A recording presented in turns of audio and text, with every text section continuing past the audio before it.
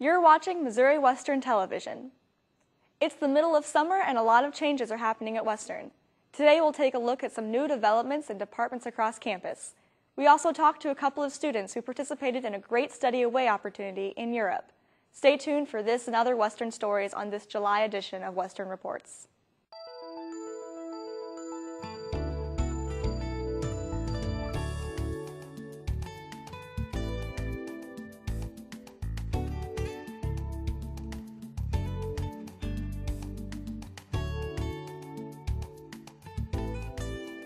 Thanks for joining us. I'm Mallory Edson.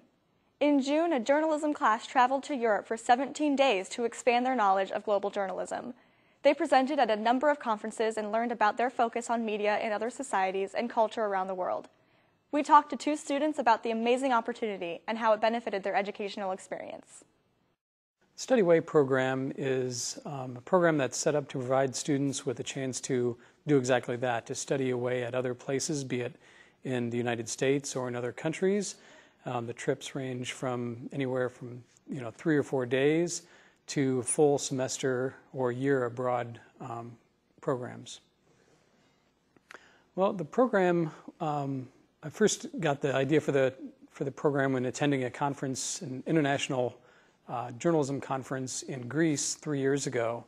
And there's this other conference in Dubrovnik, Croatia, Information Technology and Journalism, that I'd always wanted to go to. And these conferences are within a week of each other. And so I just got the idea that maybe this would be a great study abroad trip for the students to attend both conferences.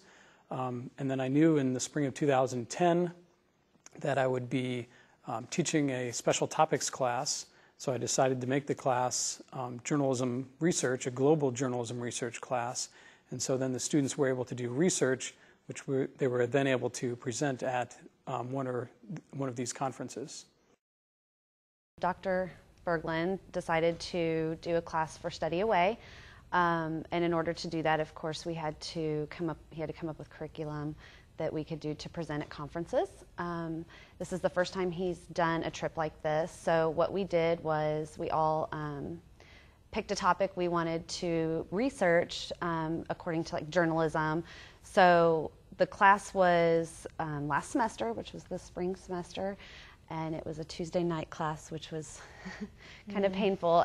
But the class itself, the level of research that we were doing, according to Dr. Berglund, was more of like a master's level because we were doing extensive research. So we had to come up with, all the methodology and the literature review, and then actually conduct the research ourselves and then write a final paper for that. The conference part of it was just beneficial for sure, just because hearing all that information from different people from everywhere, it was just very, like I said before, it was just very eye-opening because you got to learn about their media systems and the way they do things over there, different things that they have researched. So that was very educational.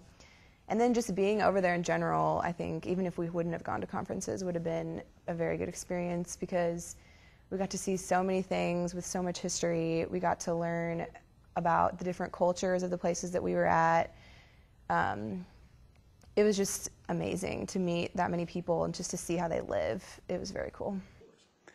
Well, I'd had the good fortune of being in these countries before, so my favorite personal memory was just watching these students present at the conferences because their presentations were really stellar.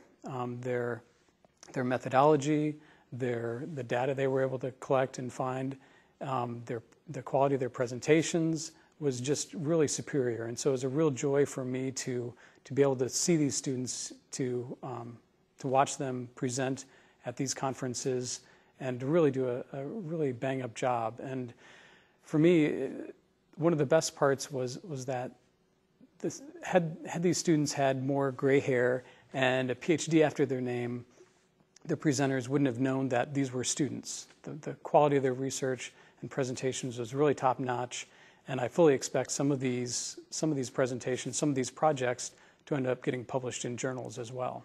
Of course, being at the conferences was amazing. We get to hear ideas for further research. I mean, there's a lot that can be done just because somebody's already done the research. just like our topic, it's a stepping stone for someone else to do more research on it because of our limited time that we had. There's so much more that can be done with it, whether you do it in 2 or 3 years. So we could do the same when we're both planning on getting our master's. It's more topics that, you know, we're more aware of. Well, there were a lot of things I hope the students got out of the trip. First of all, obviously the chance to present a research project at an international conference, and the ability to put that on their resume is just something that's going to open doors for many of them, either they apply for a job or for graduate school. It's the sort of thing that can really help them out. Obviously, in addition to that, you know, I hope they learned about other countries. We visited about 6 other countries over the course of the trip. And in the process of that, though, not only just learning about these countries, but also learning about their own country and about themselves in the process. And I think that's one of the real purposes and beauties of the Study Away program is that it really teaches you as much about yourself and your country as it does about these other countries. The 2 of us were asked to send our paper to a professor in South Africa who is like the dean of public relations and communications. She's got a big long list of everything she does. And so we're supposed to be sending our paper, a revised paper, to her, which is pretty cool that it was a big honor that somebody felt that interested in our paper. And we actually had a lot of questions after our presentation that people were really interested in ours. We'll be right back.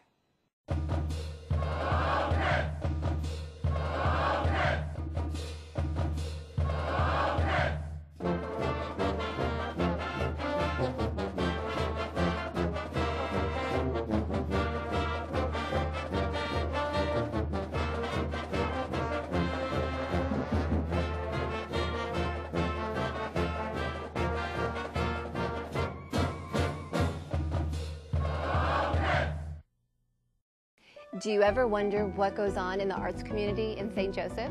There's a lot to offer, and Missouri Western's newest show, Art Beat, will highlight the cultural community in St. Joe.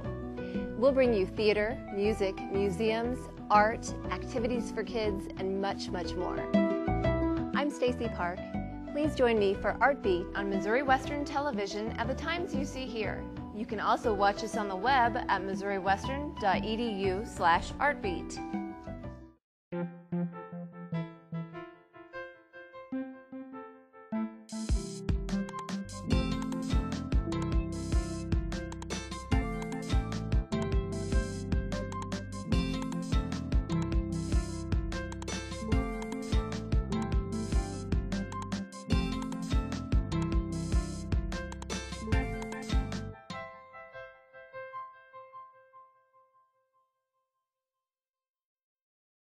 We're back with your campus news update. Lieutenant Colonel Suzanne Self recently took the position of Professor and Chair of Military Science Department and assumed command of the Pony Express Battalion, Army ROTC. We sat down with Self to learn more about her and Western's ROTC program. My name is Lieutenant Colonel Suzanne Self, and I've been in the Army a little over 18 years. I received my commission in the military through the Reserve Officer Training Corps program at Eastern New Mexico University, and I am a communications officer by trade in the military. My education includes a degree in education as well as a degree in business. And I'm married to another lieutenant colonel who's also in the Army, and we have 2 children, a son and a daughter. The Army has approximately 270 ROTC programs across the nation, as well as in a couple other countries. And if you want to be considered to serve as a professor of military science, you submit an application, and then the Army screens the applications, and they also look at what type of operational or deployment experiences you've had. They look at your educational transcripts, your physical fitness ability, and then they convene a board, and the board then chooses, they make an order of merit list to determine which individuals that applied meet the criteria to serve as professors of military science. And then they match that to the schools that the applicants listed as schools they were interested in serving at. And then when selected, our names are forwarded to the university president. And the university president then can accept or decline the Army's nomination for our position. And then if vetted through that process, then the Army assigns us to serve as a professor of military science. The ROTC program is responsible for training students, and when they actually sign up to be an individual who wants to pursue a commission as a second lieutenant in the Army, we call them cadets. So we train students if they're not contracted, and cadets if they are contracted, on Army values, which are normal ethical values. We are responsible for teaching leadership and mentoring our students and or cadets to be better leaders, whether they decide to serve as an officer in the United States Army or whether they decide that they just want the leadership skills that we teach and then to serve or work in the local community. There's fantastic support from everybody. I've only been here a couple months, but everybody on the university campus, staff, everybody I met is very supportive of the program. We have very enthusiastic cadets. I have about 8 other individuals that work with me as my staff, and they are all extremely skilled in what they do, very dedicated to the program, and it makes for exciting times when we come to work, and you can truly see the students learning the skills and the traits that we're teaching, and it's very rewarding. We just recently, across the 9 different universities that our program is responsible for, we just recently commissioned 13, all of them happen to be gentlemen, but 13 gentlemen as officers, as second lieutenants in the United States Army. It's very rewarding to meet their families and hear their life history and get to know each of the individuals as to why they want to serve in the military. It's been a sensational experience so far, and I'm really excited about what we can do in the future. We have a very strong program. Across the 9 universities that we have about 140 cadets that are either enrolled or participating in the program. And so really what I'd like to do is just enhance what we already have. Again, teaching the leadership traits, helping the individuals learn confidence in themselves, and helping them to realize that whether or not they pursue a commission in the Army, that the skills that we can teach or the skills that we make as a foundation of our profession are skills that you can use across society. So it's really exciting. I think that we have a lot to offer.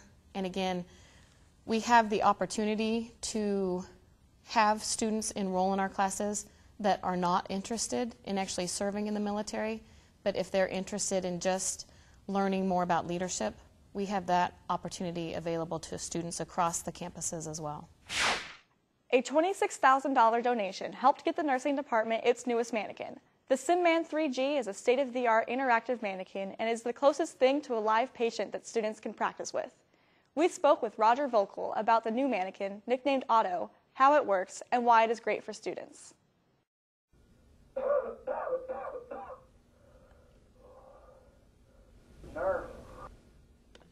Otto has been really valuable in the classroom.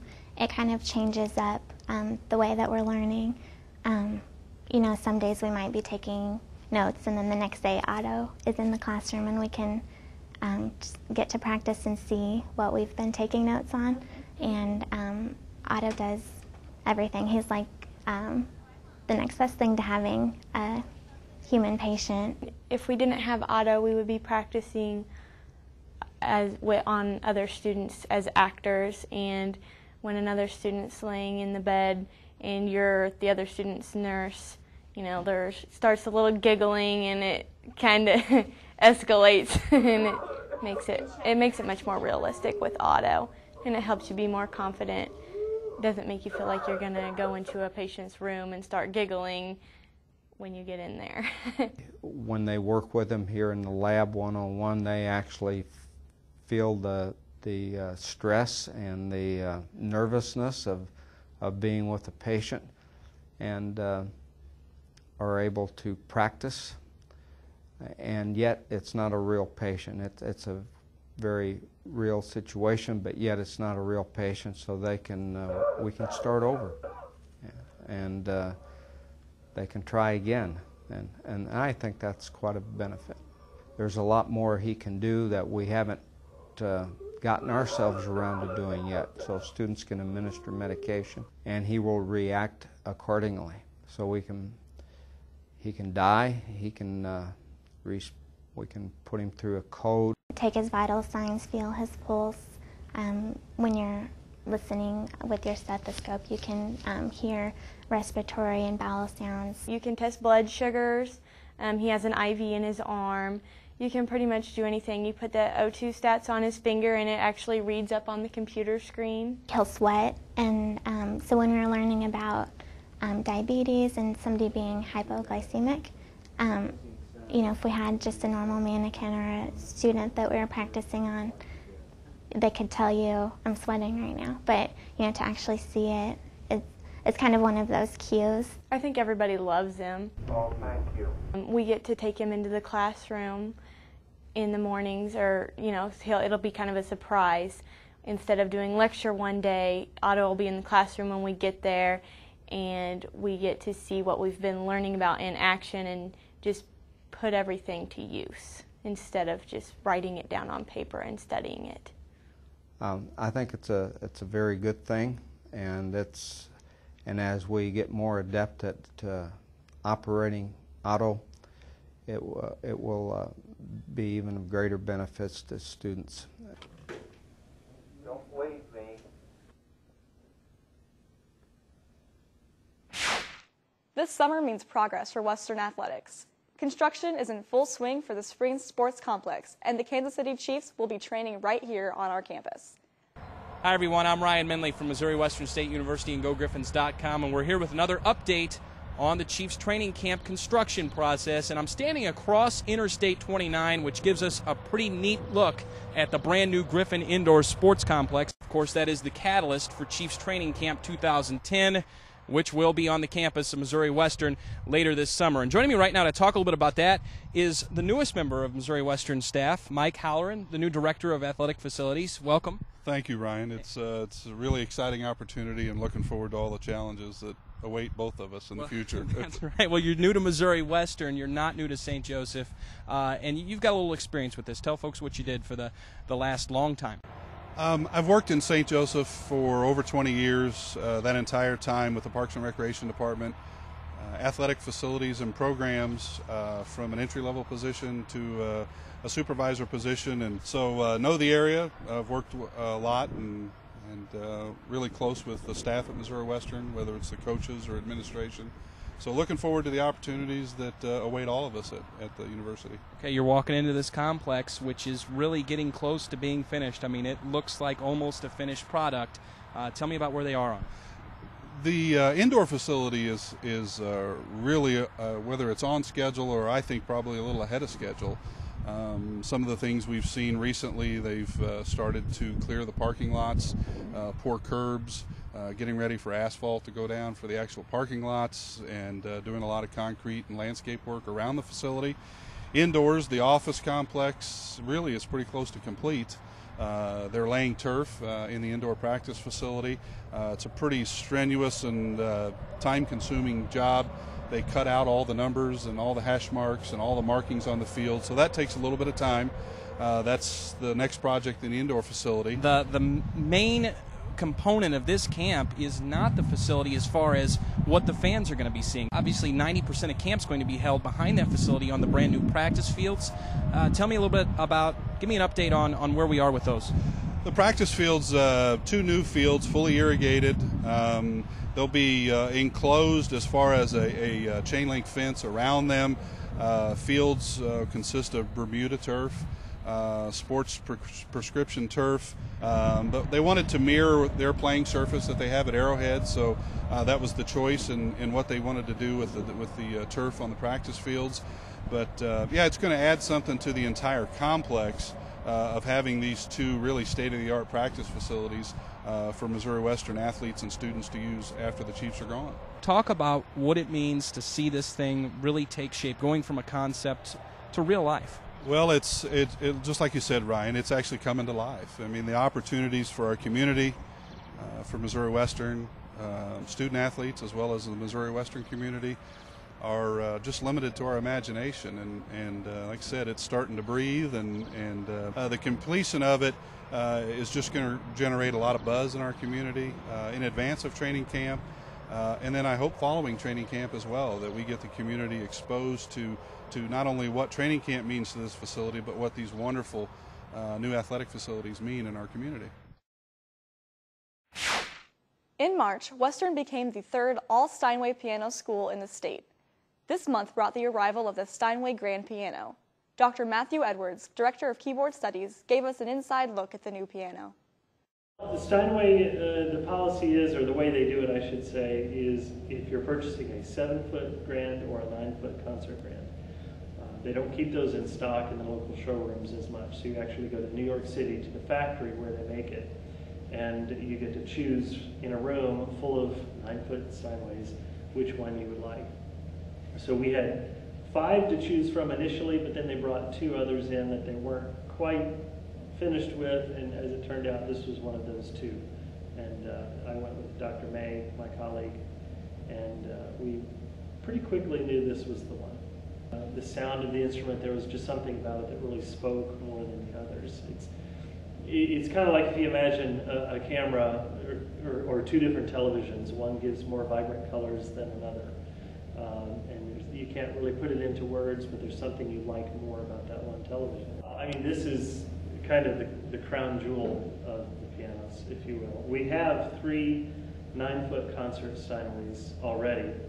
One of them is in the theater, one of them was in the choir room here, and then there's one in Kemper. But now the purchase of this one allows us to add a piano to Fulkerson.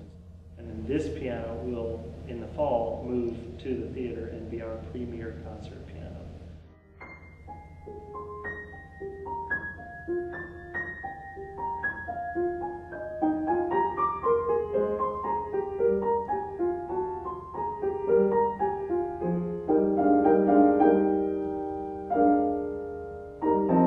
For us to be able to say we're all Steinway School is a huge deal in the area, very much attractive to new students coming in. To be able now to add this to the concert stage, I think is fabulous, not only for our students when they perform, but in our ability to attract performers.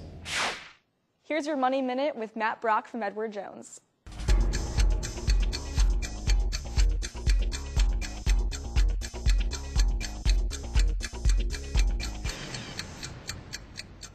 Well, hello.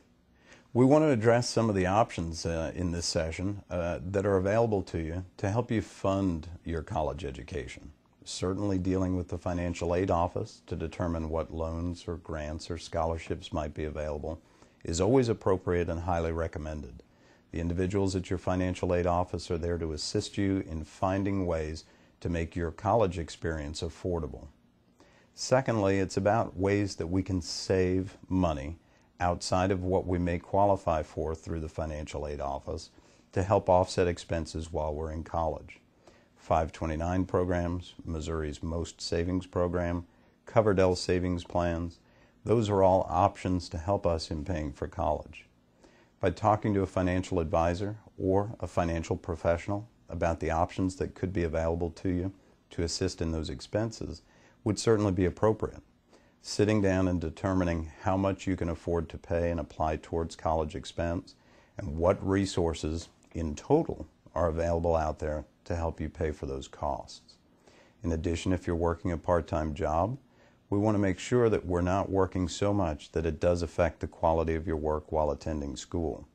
So putting some effort into finding those means of paying for school where you don't sacrifice your grades or your time would be appropriate for you to focus on. And that requires sitting down with mom and dad or those adults who may be assisting you in attending college. With those things in place, you'll certainly find the opportunity to make your college life a good experience to where the finance and the payment for those expenses is not a burden to you.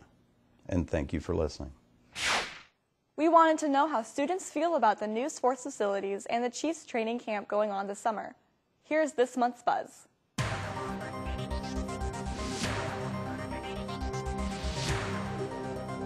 I think it's a good thing because it would draw future students from small towns to come to Missouri Western State University and also extend the student rate here. So I really think it's a good idea that it's here. I think as long as it doesn't get in the way of any educational stuff, I think it would be a positive thing, and if it brings more people into the university and the community, it's a very positive thing. We could have concerts, we could have shows. I mean, we could have a lot of things we could have in there. Maybe we could have the jamboree in there, the high school jamboree. It's a recruiting process to improve higher education, and it's to benefit the community. Well, the new Chiefs facility, they say it's going to bring 5,000 people a day, and if each of those pays a price to get in, then that's going to go back to the city, and some of the people are going to have to rent hotels, and that goes back to the city. So I think it is a good thing for the economy if it can live up to what they say it's going to draw. And now for your upcoming events. July 5th is the Independence Day holiday on campus. Campus will be closed. Drumline Camp will be going on in Potter Hall from July 12th to 16th. Final exams for summer session are on July 22nd. On July 17th at 7 p.m., the Turning Point School of Dance will hold their annual recital in Potter Hall. Artscape, the annual art camp for local elementary students, will be held in Potter Hall on the week of August 9th. For information about how to get your student enrolled in Artscape, call the Allied Arts office at 816-233-0231 or visit stjoearts.org. For the most current events at Western, check out the event planner on our website, missouriwestern.edu. We're out of time for this July edition of Western Reports. Be sure to watch us on Missouri Western Television every Tuesday, Thursday, and Sunday at 7 p.m. and Saturdays at 10 a.m. or online at missouriwestern.edu/imc/news. If you have any suggestions for our program, please email us at television@missouriwestern.edu.